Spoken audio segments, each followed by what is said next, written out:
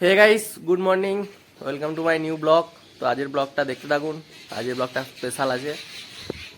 Guys, সাইকেলে ধান নিয়ে নিয়েছি, এবার ধানগুলো ভাঙাতে যাবো। ধান কলে গিয়ে রাস্তা দিয়ে ধান ভাঙাতে যাবো আজকে।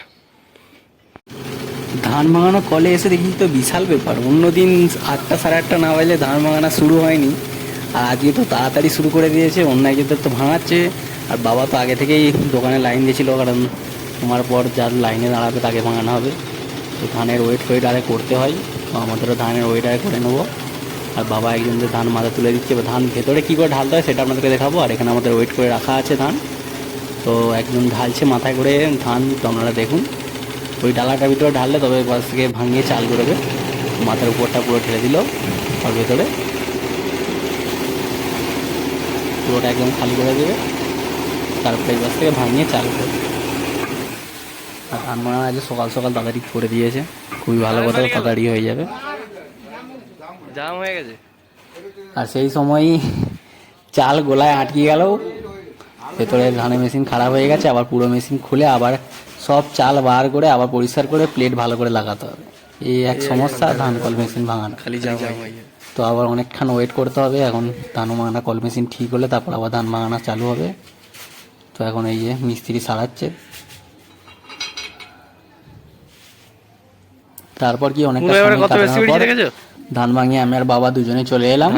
কুঁড়ো দেখতে পাচ্ছ, চালের থেকে কুঁড়ো বেশি হয়েছে, ধান অতটা মোটামুটি ভালো হয়নি। আর এদিকে গরম ধান এনে তো ঢেলে দিতে হয়েছে, কারণ অত গরম ধান বস্তায় রাখা যাবে না, তাই পুরো মিলে দেওয়া হচ্ছে। ঠান্ডা পড়ার পর তারপর আবার ভেতরে বস্তায় ঢুকানো হবে। তো এইটা আমাদের ভাতের চাল, এই চালগুলো আমরা ফুটিয়ে ভাত খাই। আর বাইরে যে মা করে পুঁই মেজরি তুলছে, কারণ আজ দুপুরে রান্না হবে। পুঁই মেজরি দেখতে পাচ্ছ, আমাদের গাছের পুঁই মেজরি, অনেকে খাও। কারা কারা ভালো লাগে অবশ্যই কমেন্টে জানাবে। এবং সে পাশটা সেখানটায় কত হয়ে আছে, সেই জায়গাটায় কত হয়ে আছে ওই যে গাছটা। তো আমাদের গাছের এক দরে পিওর পুঁই মেজরি আছে। এই পুঁই মেজরিগুলো বাজারে কিনতে গেলে প্রায় 40 টাকা পার কিলো পড়বে। তো আমরা সেগুলো নিজেদের গাছ লাগিয়ে ফ্রিতেই পাচ্ছি। তো গাছ তো যারা লাগায় তারা জানে। আর এদিকে মা পুঁই মেজরি কাটতে বসে পড়েছে, সব সোয়েটার খুলে ফেলেছে, কারণ আজ রোদটা খুব ভালো পড়েছে, গায়ে রোদ লাগাতে হবে। ঠান্ডা তো দেখতে পাচ্ছ পুঁই মেজরি কাটা হচ্ছে, আজ দুপুরবেলা রান্না হবে। এগুলো পুঁই মেজরি, পুঁই গাছে হয়ে থাকে, খায় এগুলো।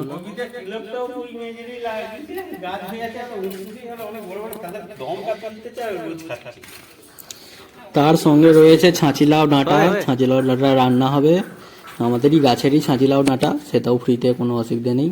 গাছে দেখতে পাচ্ছ কত ছাঁচিলাও হয়েছে, তার ডাঁটা হয়েছে, দুটোই খাই। তো আমরা শুধু এখন ডাঁটা কেটে রান্না করা হবে। তারপর আর কি বাজারে গিয়েছিলাম, বাজারে নানা রকম বাজার করে ফিরছি। তো আজ ভিডিওটা এইটুকুটাই। ওয়াচিং।